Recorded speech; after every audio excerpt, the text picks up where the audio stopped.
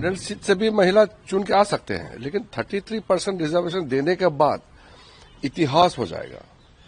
भारत पूरे दुनिया में एक मिसाल कायम करेंगे। महिला आरक्षण के खिलाफ नहीं है, लेकिन जो जल्दीबाजी है, जिस तरीके से लाया जा रहा है, उसके खिलाफ है। सवाल प्रपोर्शन का नहीं है कि सबका 50% बढ़ा दो। सवाल ये है 50% बढ़ेगा, पंजाब तो 19 पे रहेगा, पर यूपी 142 पे रहेगा। हम लोगों ने पूरा तैयारी की है। आज बहुत अच्छा डिबेट होगा। मैं विश्वास रखता हूं कि हर पार्टी अपना अपना तर्क रखेंगे, लेकिन मुख्य मुद्दा ये है महिलाओं को आरक्षण देना।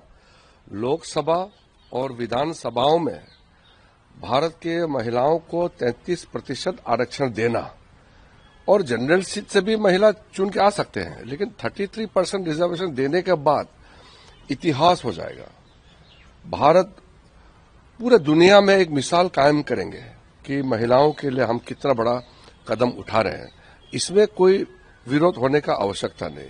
दूसरी बात यह कि डिलिमिटेशन या बाकी इशू उठा करके महिला आरक्षण को गिराने का कोशिश नहीं करना चाहिए, क्योंकि डिलिमिटेशन में भ्रम फैलाए जा रहे हैं। किसी को नुकसान होना नहीं है, वो तो क्लैरिफाई हो जाएगा पार्लियामेंट में।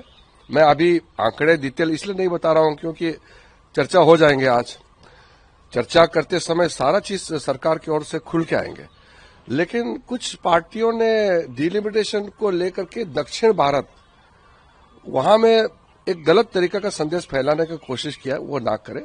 आई am very happy that today is a historic day. I am now going to parliament to participate in the women reservation bill.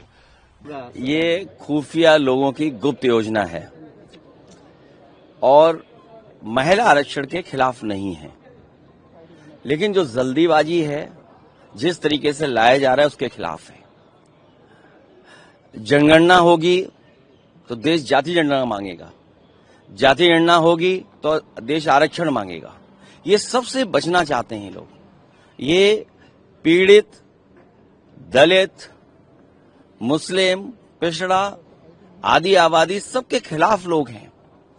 जहां देश में अगर हम आंकड़े देखें तो संरक्षण की ज्यादा जरूरत है आरक्षण के साथ साथ, और ये सशक्तिकरण नहीं है, ये तुष्टीकरण के लिए है।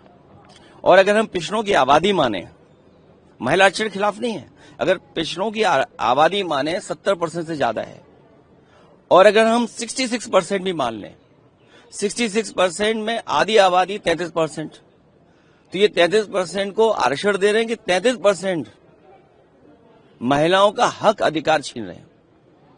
तो अखिलेश जी, आपका ऑब्जेक्शन, आप लोगों का क्या ऑब्जेक्शन? महिला आरक्षण पक्ष में है, लेकिन जिस तरीके से और डिलिमिटेशन जनगणना न होकर के 2011 को लेकर के, क्योंकि जनगणना होगी तो जाति जनगणना मांगी जाएगी, जाति जनगणना होगी तो सही आंकड़े आएंगे। अगर हम 1/3 बोल रहे हैं, 33% बोल रहे हैं, तो ये आंकड़े का सवाल है ना। तो आंकड़ा कैसे सही होगा?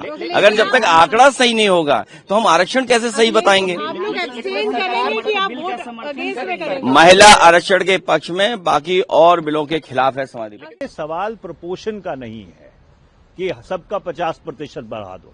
सवाल ये है 50% बढ़ेगा, पंजाब तो 19 पे रहेगा, पर यूपी 142 पे रहेगा, केरल 23 पे रहेगा, उत्तर प्रदेश 142 पे रहेगा। तो इसलिए सवाल ये है कि ये जो भारतीय लोकतंत्र का बिल्कुल बुनियादी नींव है कि एक व्यक्ति, एक वोट और उसका एक मूल्य, वन वैल्यू, उसको आप जो भारत के संघीय ढांचा है उसके साथ एक समानांतर इक्विलिब्रियम किस तरह से बनाते हैं, उसको किस तरह से आप बैलेंस करते हैं, वो बुनियादी सवाल है।